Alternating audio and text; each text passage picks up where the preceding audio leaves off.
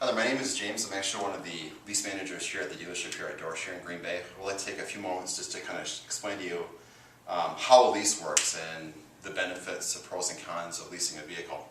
What I've got here is a comparison example on about a $35,000 automobile, and the differences on buying a vehicle traditionally, what people typically do. I'm going to bring you down memory lane here a little bit, and then I'm going to explain basically how a red carpet lease or a lease program works, so you can kind of see the differences between the two.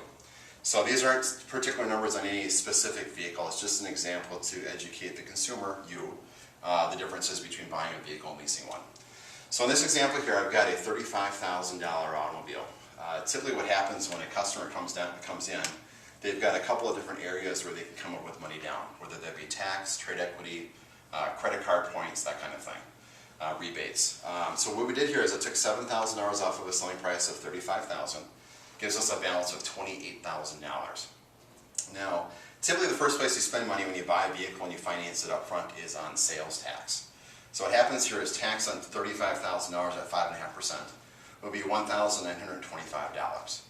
If you add that to the balance of $28,000, that gives us a balance here of $29,925. That is what they would consider a balance to finance. So that's what you pay interest on. I'd like to kind of bring you down through this here area. It's called the finance term history. And really what it does is it explains to the consumer, what traditionally has happened over the years with buying cars. Now back in the 50s, vehicles were relatively cheap. People pay cash for them. They financed them every year or two. They traded out fairly often, that kind of thing. In the 60s, vehicles got a little bit more expensive. Lenders had to go up to a little bit longer terms to make them affordable. And quite honestly, in the 60s, you had to have 20-30% down to get approved on a loan. Today you see 0% or 0 down everywhere you go.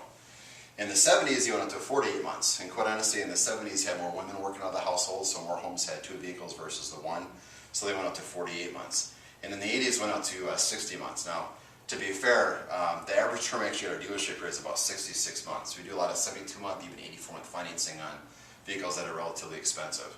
The problem you run into when you go longer term is you incur a lot more interest. And of course, if you're like the people from back in the 50s and the 60s, you still want to be in a new vehicle every couple of years. And the problem you run into is you usually roll into a position where you spend more money on interest and taxes and that kind of stuff.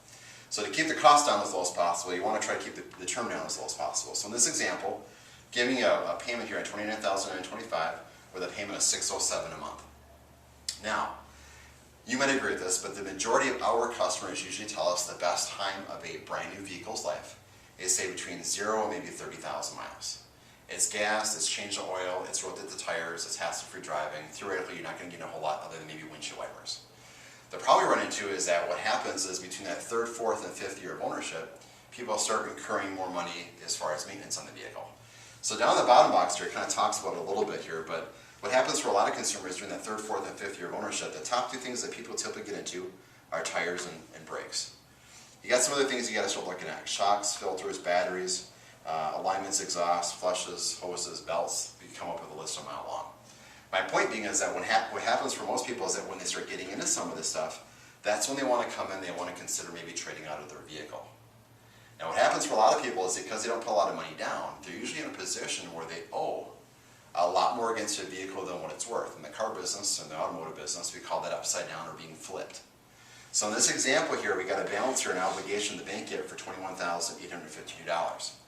People come in, they trade out of them, they look at the vehicle, we look at the vehicle, and usually the vehicle's worth less than what this balance is. So what happens is that they see that they're going to take a loss in the vehicle. I guess the long-term effect of that is that they're not going to trade out of it, they're going to keep driving it, they're going to get into some of the stuff, which obviously is going to increase their cost of driving.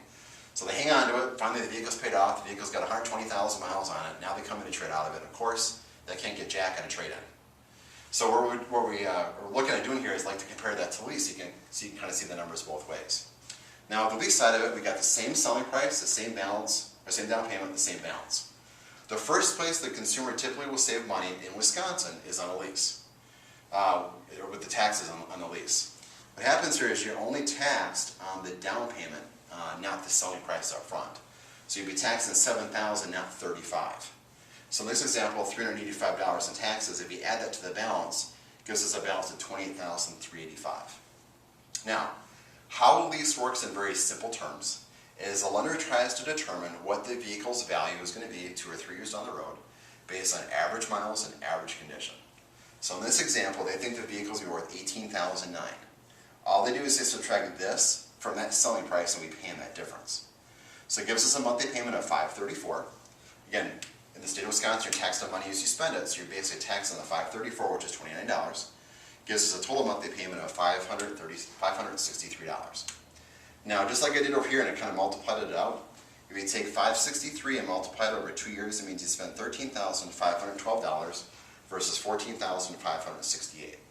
Now, although that may not sound like a lot of money, it's a savings of about $44 a month, and over the term of the 2 years, it's $1,056. Now, we had kind of a going joke in the car business, but if you saw $1,000 on the floor, would you bend over and pick it up? Most people would. That's great. You save money in payments, you save money in taxes, but the best part, quite honestly, of the lease is at the end of the term. Because now what happens is you have a paid-up contract and you have options with a guaranteed future value versus an obligation to the bank. Now you got 3 options. We'll review these kind of one by one. Number 1, first option is to buy, trade, or sell. It's called joy of new or keeping the profit. Now let's kind of explain this. If the vehicle would be worth anything more than what the leased-in value is, that would be your money. Now the real question is worth more to whom? Now what I mean by that is if you trade the vehicle in, most people, to be fair, we're going to give you a trade-in number. Most people don't like trade-in numbers. But if you've got a neighbor or a coworker or somebody that that you want to sell the vehicle to before the lease terminates, if you can market your vehicle and get more of a retail figure for it, bring the buyer through our front doors. We'll process a transaction. If you've got any equity, we'll give that back to you. Don't like using the phrase equity so much in the car business, but it's feasible. It's possible that does happen. Now, option number 2 states, it says, what if market conditions change? You can return the vehicle and avoid a loss. Now, let's kind of talk about that a little bit. There's a lot of factors that will affect a vehicle's value. Interest rates, rebates, employee pricing, economic conditions, body style, color changes, new technology that comes out, trading the vehicle at the wrong time of year. I mean, trading a Mustang in the middle of January versus doing it in the middle of March and tell me what the difference in value is going to be. There's a lot of factors that will affect that. Well, option number 2 states is that the vehicle would not be worth that. You turn the keys in, you walk away, you got nothing, but you don't have to roll a bunch of negative equity into another transaction. Now, the other option is what we call the third option. We call this the love option. In theory, who better to buy a used vehicle from than yourself? Now, here's the deal. You've got a one-owner vehicle. It's lower miles. It's bought brand new. It's serviced new. We know you took care of the vehicle. If you don't want to buy the vehicle as a dealership, we want to take a closer look at it as well. And we buy vehicles for our used car lot through auctions, and we take trade-ins all the time. But how many of them are going to be like yours? A one-owner vehicle that's lower miles, that's bought new, that's serviced new, that we know you took care of the vehicle. So if you don't want to buy the vehicle, as a dealership, we would like to take a closer look at it as well. Maybe we can show you a profit. Now, as you see both of these things here, it gives you a better sense of how a lease works. So my only question to you is, which one makes more sense to you?